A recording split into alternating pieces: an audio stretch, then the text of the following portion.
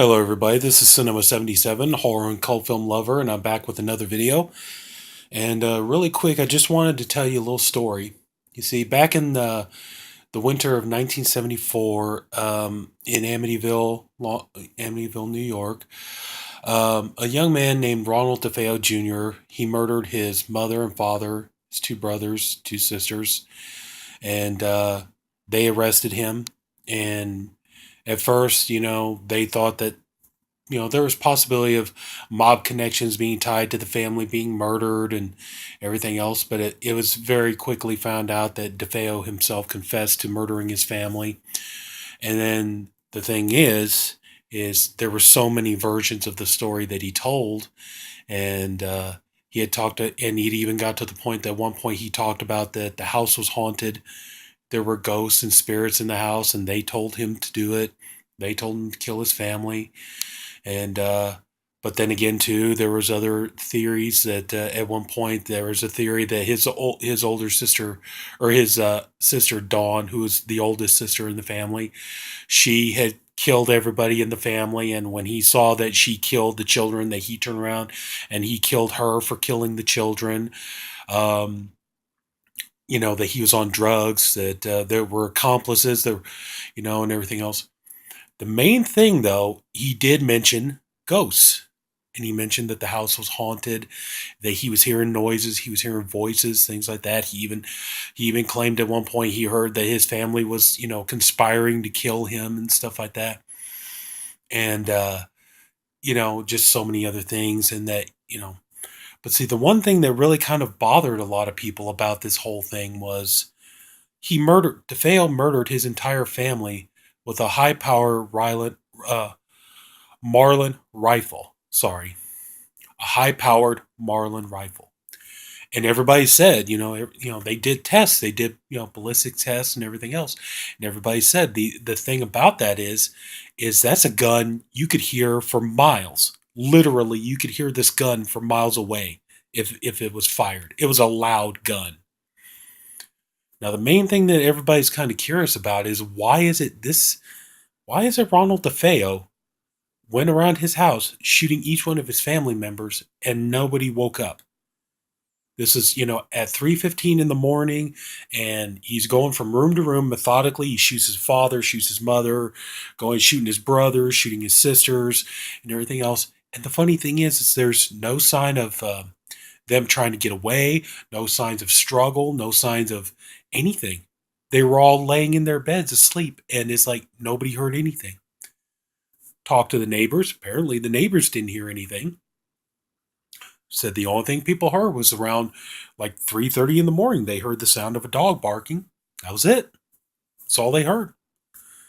And that even prompted, I remember, there's so many videos on YouTube that you could watch about this. That even prompted a theory that maybe like the neighborhood was in on it. Because when the DeFeos moved into the neighborhood and everything else, that they were kind of raising hell all the time. They were causing problems and everything else, and the neighborhood kind of had a certain aesthetic. They wanted their neighborhood to be a certain way, and the DeFeos definitely ran against that. So all this kind of stuff happened. So that was one of the theories too, that maybe the neighborhood got together and kind of plotted a conspiracy to kill the DeFeos and to pin it on Ronald DeFeo. So I mean, there's so many. I mean, you can get on YouTube, you can find zillions of these videos. They got bunches of them. Now, cut to, here's the thing, cut to a year later, the house is bought by George and Kathy Lutz. They move in with their kids, live there for about 28 days, and they ran from the house. And supposedly they said that when they were in there, there was, a big pink pig. There was, ooze coming out of the walls. There was, voices telling them to, voice telling a priest to get out, flies, all this other kind of stuff. And that brings us, I'm sorry, I know this is almost 5 minutes, but that brings us to the series of movies that we're going to be talking about today. We're going to talk about the Amityville Horror Trilogy. Okay. And now we got the three movies here. Hang on. Yeah, the third movie is kind of the. Anyway, we got Amityville Horror, Amityville 2, The Possession, then Amityville 3D. Now, The reason why I'm talking about this now is because we got a new Amityville horror movie coming out. I swear to God, there's like 30 of these things right now. But we got a new one coming out called the Amityville Murders, which is kind of a reinterpretation of the Ronald DeFeo story, which actually was done in already with Amityville 2: The Possession. And we'll get to this in a minute. But first of all, we're going to talk about the Amityville Horror. Okay, the movie came out in 1979, directed by Stuart Rosenberg, um, starring James Brolin, Margot Kidder, Rod Steiger, Helen Shaver. Let's see, who else was in here? Anyway, so I saw this movie first when I was little, and probably when I shouldn't have been watching it. But here's the back of the thing, and the main reason I saw it was because of Margot Kidder. Why? Because when I was a little kid, I was a real huge fan of the Christopher Reeve Superman movies. Margot Kidder played Lois Lane, so I wanted to see this because it had Lois Lane in it, and the movie, it's pretty good. It's um, I don't know what to believe. That's kind of the interesting thing. A lot of people would be like, "Do you believe that the Amityville story is true? Is it a hoax?" I mean, hell, at one point, we all know it even brought in the Warrens because if you've seen The Conjuring 2, the beginning of the movie starts with them, investigating the Amityville horror. But I honestly, I don't know. I'm kind of more inclined to believe that if there was anything going on, it had something more to do with the family and not so much the house because numerous people lived in that house after numerous people lived in the house after the Lutzes got out of there, and they said nothing ever happened. The place was fine. Never saw anything. Never heard anything. They lived in the house, and so the only thing that was bothering them was all the people coming up and invading their privacy and pestering them all the time and everything else. But Ed Warren did make a good point. He's all like, six people were murdered in that house. Five people ran screaming out of that house only 28 days after they moved in. Would you live in that house? Does bring up a good point. But anyway, though, yeah, I'm not really sure what to believe about the true story. Like I said, I think, I even watched the documentary My Amityville Horror, the story about Danny Lutz. And, he talked about something, and even he kind of, well, he didn't say it outright, but he kind of made some suggestions that would make you think that maybe if something was going on, it had more to do with the family than the house. And he even in so many words, he's kind of saying that like George Lutz was into the occult, and that's why he wanted to get the DeFeo murder house. Was he wanted to go in there and see if he could stir some shit up, and they're saying like they think that's kind of what happened is that he did. But anyway, though, so yeah, we got the movie based on the book by Jay Anson, and the movie is pretty entertaining. It is a good ghost story. I mean, whether it's true or not, it is a good ghost story. It's cheesy in some parts, I admit. Um, you know, you could tell like they really were trying to make this kind of be almost like the next Exorcist, but you know, and Rod Steiger playing the priest, and they gave him a bigger part in the movie and everything. Whereas in the true story or in real life, the father, his name was Ralph J. Pecoraro. He went into the house and supposedly he went in and just started blessing the house. He went into an upstairs room that was like a sewing room, and he just said that he heard a voice tell him to get out, and he was slapped in the face, and he got out of the house. And that was pretty much about it. None of the other stuff happened, but so yeah, so but then over the years, the Lutzes have been the trigger of lawsuits and everybody coming after them. So and they've sued other people. So yeah, so people often say like the whole thing was the Lutzes just wanted to make a commercial venture off of living in the DeFeo murder house and stuff. And it's like they made a little bit of money, but if that was kind of the thing, it's all like the story did take off and it made a lot of people a lot of money, but it didn't exactly work out for the Lutzes if that was their goal. And I've even heard supposedly at some point some people did say that yeah, like George Lutz supposedly made a deathbed confession that he said that yeah, you know the whole thing was a hoax and it was a lie and all that kind of stuff. I don't know if that's true or not. Just saying that's what I heard. But But anyway, though, talking about the movie, it's James Brolin plays George Lutz, and Margot Kidder plays Kathy Lutz, and like I said, the movie's not bad. It's pretty good. It's a good ghost story, and it still holds up today. Like I said, it's not the best ghost story, but it is kind of entertaining, and um, the part where Rod Steiger goes into the room and he starts blessing it, and he gets swarmed by flies, and the voice is "Get out." That was pretty good. I do like that. That scared me as a kid. I admit it. And yeah, this movie does have some scary moments to it and stuff, and it's a fun. If you like a good ghost story, whether you believe in it or not, it's like it is a fun 2 hours. But yeah, so the thing is, though, it's like I used to have the MGM box set that had the first three movies and the bonus DVD with the documentaries. I kept those, as you can see. See, there's the bonus DVD, Amityville Confidential, and there's the DVD. And I got the Blu-ray right there. You can see some of the artwork in there, but anyway, though, yeah, just like I said, it's pretty good if you want a good ghost story and stuff like that. The bonus features are audio commentary by director Hans Holzer, PhD in parapsychology, and oh, for God's Sake, Get Out documentary with stars James Brolin and Margot Kidder, theatrical trailer, radio spots, and as far as the bonus features go, I mean the featurette is with James Brolin and Margot Kidder. That's pretty interesting. I got to be honest, the commentary with Hans Holzer just. I mean, as much as people want to sit there and say that Ed and Lorraine Warren are frauds and stuff like that, listen to this audio commentary. I kid you not. I mean, it is amazing some of the stuff that Hans Holzer said. I mean, at one point he even admits that he's just trying to, he even breaks down, just starts talking about, oh, I write a lot of books and I write a lot of screenplays, and I'm hoping that this will help me get some of those books published and get some of those screenplays produced and all that. I mean, he's there to sell himself, you know. And Hans Holzer, like, that's kind of the thing.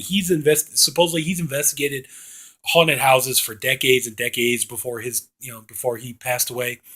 And supposedly, like, a lot of things that he investigated were proved not to be true, and he was called in on the Amityville case. But it's like if I was to believe in any, like investigate paranormal investigators, I would say I would honestly believe Ed and Lorraine Warren quicker than I would Hans Holzer. I'm sorry, but just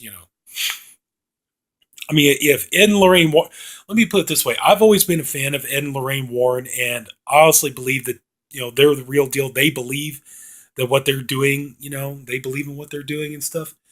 But I mean, if I had to believe, yeah, I would believe in Ed and Lorraine Warren faster than I would Hans Holzer. I'm sorry, that's just my opinion, but or Barry Taft. Barry Taft seemed like he's very capable, logical paranormal investigator. There are others, but anyway, this is the third. Yeah, this is the first movie, and like I said, it's pretty good. It's got some good scary moments to it, and it's well directed. It is well directed. It's well photographed, and like I said, it holds up well over time. The house is a little bit fancier than what the real life house was, but you know that's nothing compared to what the house in the remake with Ryan Reynolds is. I'll get to that one later. It's just this is already turning into a long video, but now we're gonna get to the second movie, which brings me to okay. Now we got the new movie, The Amityville Murders, coming out this here. Amityville 2: The Possession is this movie is very good. This movie scared the hell out of me when I first saw this movie as a kid. It terrified me to no end. I mean, just like the moments in the movie where in this one they changed the name of the characters. Instead of Ronald DeFeo, his the son's name is Sonny, and oh, does it say what their name? The Montellis. Okay. Now this one here, you have Burt Young. He plays the father. Everybody remembers Burt Young from the Rocky movies. You have James Olsen, yeah, as the priest. Andrew Prine, who is almost like in almost every '70s movie, but I'm not complaining. But there's one person I really want to take a minute to address on here, and that's Rutanya Alda. She plays the wife in the movie. She is a wonderful character actress. She's been in, movies and television and Broadway and plays and everything else. She's been around for decades. Okay, I mean decades, and she's been in so many great movies. She's been in The Deer Hunter. She's been in Rocky 2. You know, she was in this. She was in The Dark Half. She was in Mommy Dearest. She's been in so many great movies, and I strongly urge you to look her up, look up her movies, become a fan of this woman because she is so wonderful, and get on Facebook, you know, whatever, find her and support her. She is lovely and wonderful. She's been very supportive. I've been Facebook friends with her for years, and every year on my birthday, she always wishes me a happy birthday. You know, she's so wonderful. She's so lovely, and she's very talented. She's a very good actress. She's very good in this movie. She even does an interview on the Blu-ray here. So I strongly urge you to look her up, become a fan of hers, you know, follow her on Facebook or, you know, whatever, Twitter, whatever. If you can find her, follow her because she's just a wonderful person overall. And I can't recommend her enough. She's just one of the best. And this one here, interview with director Damanio Damiani. Sorry. New interviews with actors Andrew Prine, Diane Franklin, and Rutanya Alda. Audio commentary with author Alexandra Holzer. Growing Up Haunted, a ghostly memoir and theatrical trailer. Okay, now on here, the interview, you know, it was cool that Andrew Prine got on here and did an interview. Diane Franklin, she gives a very interesting interview, and she's an actress I've always liked, especially in the movie Better Off Dead. But you know, it was interesting what she had to say. That you know, she had no problems playing a female character who's not particularly strong, and she says like if you want to be a good actress, you got to play everything. You got to play strong characters and weak characters and good characters and bad characters and so on. And I mean, that's a good ethic for her to have. And Rutanya Alda, like I said, she's just the most delightful person in the world. She's just such a great person overall. Um, the commentary with Alexandra Holzer. Okay, if you thought that the commentary on the first one was a trip, oh my god, this one here, half of it, I don't, if I remember correctly, she don't even speak through half of it, and a lot of it, she seems to me like she has no clue what she's talking about. That's just the way it seemed to me. But honestly, this movie it scared me. It really did. I mean, just when I mean, they did change some things up. The screenplay is by Tommy Lee Wallace. Who directed the original miniseries of It and Halloween 3 and some other great stuff, Far From Home, and The Sea Will Tell, things like that. Fright Night 2. Can't believe I almost forgot Fright Night 2. What the hell's wrong with me? Oh God. Anyway, though, but yeah, just some of the scenes, like the scene where the son, who's supposed to be Ronald DeFeo, he's left alone in the house, and the ghost is tormenting him and chasing him and possessing him and stuff. Oh man, that scared the shit out of me. I didn't even want to be left alone in the house when I was a kid after I saw that. And then just the demonic looking makeup that they put on him when he turns. I mean, I know this isn't. This isn't completely accurate or anything like that. I mean, I know they changed some stuff up, but still. See, that's the thing. I remember this movie it's very good. It's very scary to me. It was anyway. It frightened me a great deal. It does borrow a little too much from The Exorcist because there was, as far as I know, I mean, I've watched documentaries about the DeFeo murders and stuff. And as far as I know, he never had any kind of exorcism performed on him and everything else. Which, oddly enough, like I said, this is based on a book by Hans Holzer. So what does that tell you? Yeah, I don't think Ronald DeFeo was ever exorcised for demons, and he certainly wasn't taken back to the house to be exorcised for demons. Um, it does kind of bring up though. There is that element though of well, see, some people kind of wondered in real life if, going back to what I said, at one point there was this theory that maybe Dawn DeFeo, either assisted Ronnie DeFeo in the murders or she killed the family and then he turned around and killed her.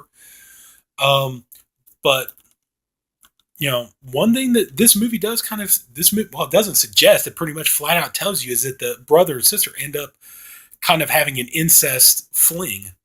That, after he's possessed, he goes to his sister and, he's telling her, I want you to take your clothes off and pose for me and all this other kind of stuff. And she's reluctant, but she does it and everything else. And then, he goes up and he tells her he took her panties out of the laundry, and he makes love to her and all this other kind of stuff. So yeah, so it's, so that is in there, but that was the thing, it's like some people actually kind of wondered in real life if Ronnie DeFeo and his sister did have some kind of a thing going on. But so, I mean, that was just one of the theories. So that does play into this, but yeah, still, as far as I know, Ronald DeFeo was never brought back into the house to be exorcised of demons and stuff like that. So, but Burt Young, yeah, he plays the father, and he plays what he's supposed to play. The Italian father is abusive and mean and beats on his wife, beats on his kids, stuff like that. And some very just, oh yeah, scary moments in this movie. Actually a little bit more, I'd say, than the first movie, but so like when he's listening to the headphones and everything else, and then the voice says, "Why didn't you shoot that pig?" That was supposed to be a real life incident, by the way. Is that there was a fight breaking out in the family, and the father was yelling, he's slapping people around, something to that effect. And Ronald DeFeo grabbed a shotgun, and it was loaded, but he went up to shoot his father, pulled the trigger, but nothing happened. So that was interesting. So there's that. But yeah, I think I've said just about everything on the second movie. So we need to wrap this up. This video is getting kind of long, so we'll get to the third movie. And this one here, the only thing that bothers me though is it says here only both the 2D and 3D versions of the same disc, theatrical trailer. But the thing is, there are interviews on here. There's interviews with Candy Clark and so on. But this one here, yeah, this one I don't really recommend. Not a particularly good movie. You got Tony Roberts, Tess Harper. He buys the house because he wants to investigate it, and you got young Meg Ryan in here and stuff, and Robert Joy is in this movie. Kind of like everything in this movie is just kind of manufactured. It really has nothing to do much with the real story. I mean, there is when you had really young Meg Ryan in this movie, she's kind of walking through the house and she's telling, I believe it's Lori Loughlin, telling her the story of, Ronald DeFeo went around killing his family and all this other kind of stuff, and nobody heard the shots and stuff. But I'm just not really big on this one. I gotta be honest, I don't really remember too much about it. And the one part I do remember that I thought was pretty scary was the part where I believe it was Tess Harper. She's in the house, and they're all like, "Oh, we're gonna go," the rest of the family. "Oh, we're gonna go out on the boat and stuff like that." Well, Tess Harper, I think she comes to the house and she's looking around, and Lori Loughlin comes in, and she's kind of like soaking wet, and she's all like, "Honey, are you okay? What's wrong?" And she just looks at her and smiles, and then walks on, and she goes in the bedroom and all that stuff, and then so she follows her into the bedroom, and there's nobody there, but then she looks down at looks out the window and sees that her daughter fallen into the water, and she drowned and stuff, and so she saw the ghost of her daughter and everything. That was scary. That was kind of a creepy moment. But yeah, just kind of like this one here, I got to be honest, I'm going to have to I don't really remember much about it. But anyway, though, yeah, that's pretty much it. I mean, I know I talked about the second one more than I talked about the others, but, mainly because I just wanted to talk about this one because of the new movie that's going to be coming out. So yeah, but this one here, I definitely recommend it. And like I said, Rutan Yalda, please look her up. She's wonderful. Great person. And then, of course, we got the original, the one that started all. Oh, did I show the... Yeah, I got the... Here we go. I think... There you go. Still got my DVD, got the Blu-ray, got some artwork behind there. It's kind of hiding it, but still... But yeah, that's pretty much going to do it. So we talked about the Amityville Horror Trilogy. And like I said, this one here, it's good. It's got some good scary moments. Kind of a silly movie in a way, but still, very interesting. If you want a good haunted house movie, I can't recommend it enough. It's fun. I like to watch it just when I'm in the mood for a good ghost story. Once in a while, I'll pop on Amityville Horror. pop on the second one.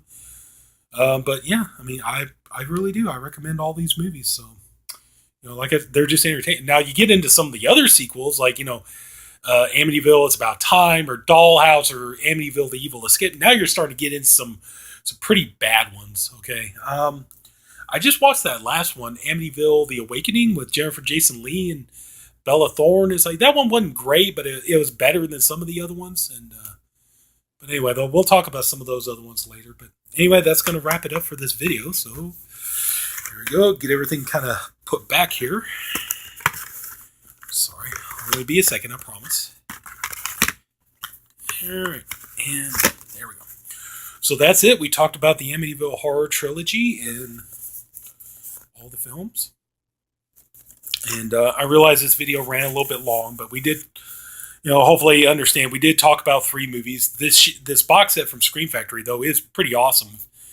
If you're interested, I highly recommend it. Get this box set. It is a good one. The movies look great. They did a good job on the transfers. The bonus features are good. So, yeah. So, I highly recommend it. So, cool. Or, hell, even the MGM DVD box set. If you got that, you're pretty good there, too. So, you're not going to lose. But so, anyway, that's going to wrap it up. If anybody took the time to watch all this, I thank you for doing it. I appreciate you for doing it. I know this was a long video. I apologize about that. If you liked the video, please like and subscribe. This is Sinema77, horror and cult film lover, and if you love good, scary ghost stories and the Amityville horror as much as I do, then hopefully we'll talk later. Bye bye.